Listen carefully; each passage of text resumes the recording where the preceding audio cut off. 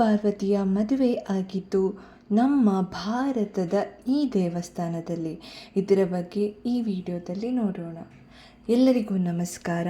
ಕಿರಣ Saraswati YouTube ಚಾನಲ್ಗೆ ನಿಮಗೆಲ್ಲರಿಗೂ ಆತ್ಮೀಯವಾದ ಸ್ವಾಗತ. ಶಿವಪಾರ್ವತಿಯು ಮದುವೆಯಾಗಿದ್ದು ಈ ದೇವಸ್ಥಾನದಲ್ಲೇ.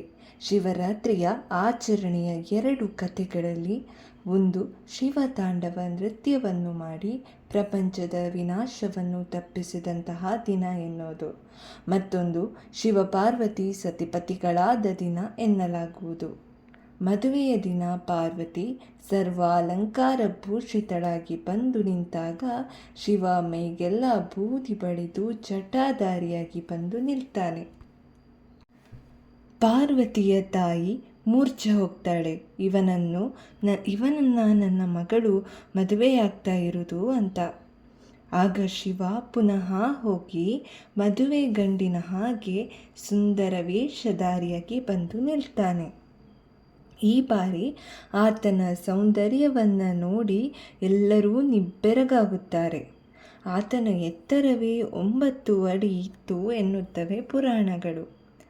ಅಷ್ಟಕ್ಕೂ ಇವರ ಮದುವೆಯಾಗಿದ್ದು ಎಲ್ಲಿ ಗೊತ್ತುಂಟಾ?